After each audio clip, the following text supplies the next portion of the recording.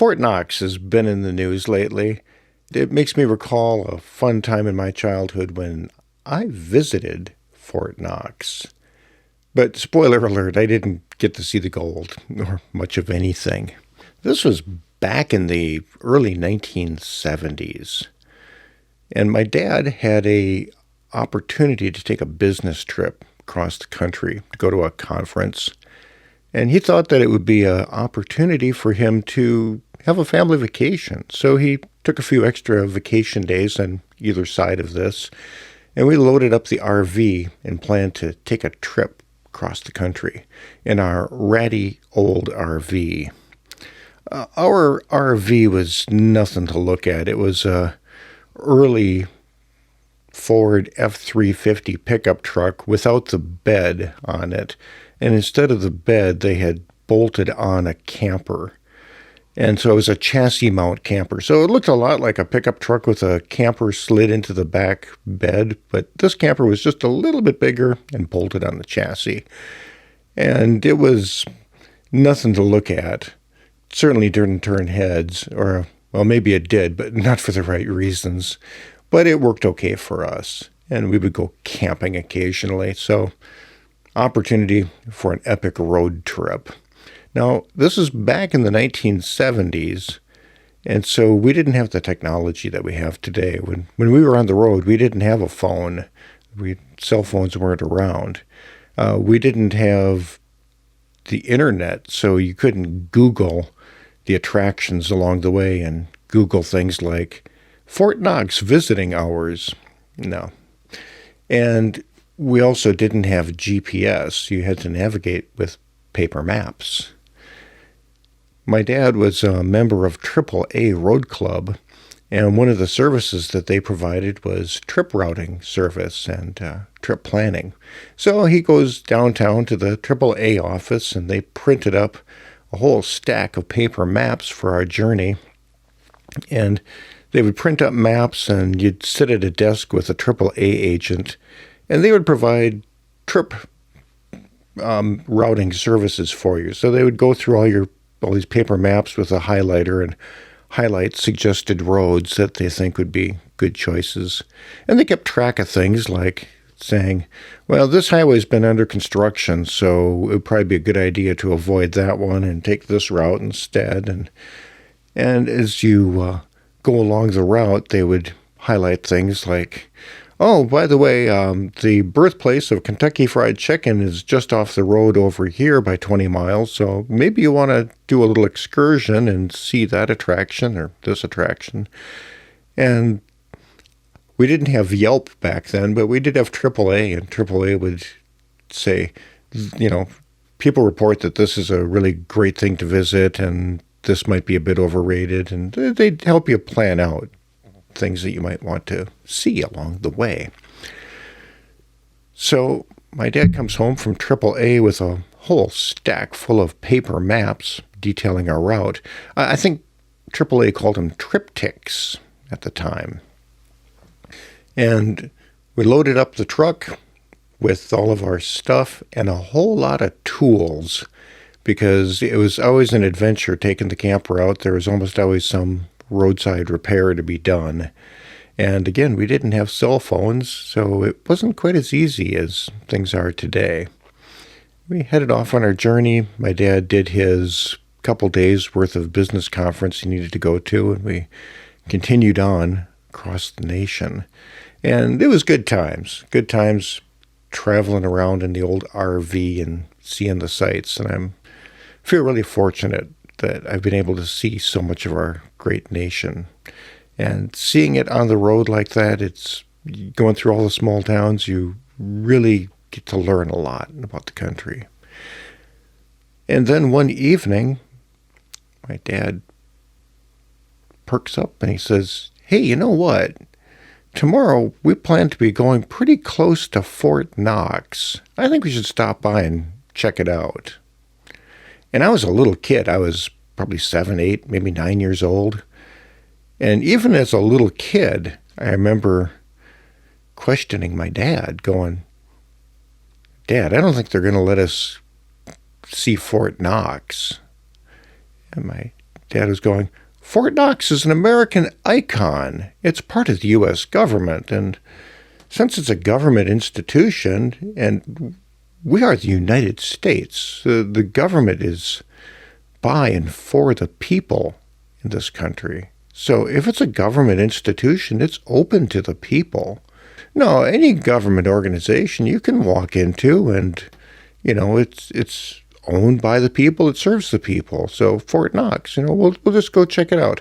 Now, sure, they might not let us into the vault, but I'm sure they probably have an exhibit there and maybe a gift shop, and it would be good to take a couple photos at Fort Knox. I've never seen Fort Knox. That would be interesting. And I was saying, if you think so, Dad, I imagine they're pretty concerned about security with all the gold and stuff, but okay, this should be interesting. It's like, oh, no, it's just another American institution, like the Smithsonian Museum.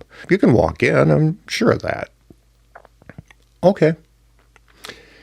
Now, looking back on it, I'm a little bit surprised at my dad's naivete, because he spent a significant amount of time in the Navy, so he was pretty familiar with the whole military culture and protocols, and the fact that Fort was in the name, I'd call that a clue. But at any rate, so we're going across the countryside in our ratty old RV, and we turn into Fort Knox and go up the windy road into the facility, and we're met at the guard station by a loudspeaker. There's nobody there.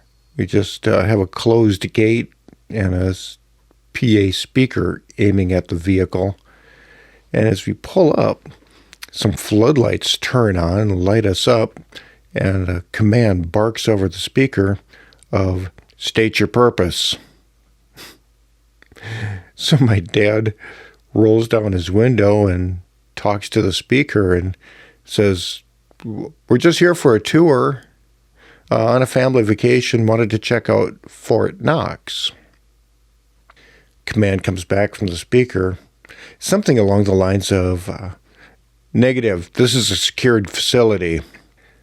And about the time that announcement was finished, we found our vehicle surrounded by a handful of rather unamused security personnel, Marines, who told us under no uncertain terms to turn this thing around and exit the premises. They were polite, but they weren't amused.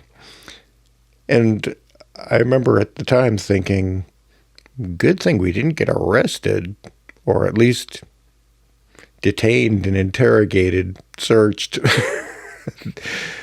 I didn't get to see a whole lot of Fort Knox. They seemed to be pretty secure. And like I say, I'm surprised that my dad didn't even consider that this was a military installation and it goes under military rules. So I don't know how things are today, but I know at least back then, Fort Knox was not particularly welcoming of random visitors. And apparently they're not too welcoming of audits either. So, yeah, that was my Fort Knox experience. And when I see Fort Knox in the news, it reminds me of those times of roaming around the country with my fairly brilliant, but yet sometimes hapless parents who made some funny decisions. Yeah, glad that nothing bad became of it. They just turned us around, and my dad was shaking his head going, "I can't believe it that it's not open to the public. I was certain there was going to be a gift shop or a coffee shop there and a place to take some photos." And I was not surprised, even as a little kid, thinking, well, it does say fort. Oh, goodness. Anyhow, so Fort Knox, what's in Fort Knox? Does it have a bunch of gold in it or just some empty shelves? Who knows? Things that I do know is that If you're having a hard time finding a banker, if you have a big pile of gold, they just seem to materialize. And so I'm sure that having a bunch of gold draws some interest from some people who are very interested in helping you manage that situation. And it is a national icon, a national treasure. I think it's interesting. It certainly gives us something to discuss and muse about. So, what do you think? Do you think they're still holding all the gold? So, I don't know. Do you think Fort Knox is doing a good job of shepherding valuable assets? Or is it just a amusing side note of American history? So when I think of Fort Knox, that comes to my mind. The time my silly family drove up to the gate and tried to enter the facility. Goodness, who does that? Hope you enjoyed the story. And if you'd like to hear more, let me know. I'd like to hear your comments down below as to what your thoughts on Fort Knox are.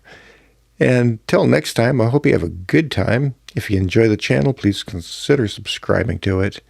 And I hope to catch you again soon.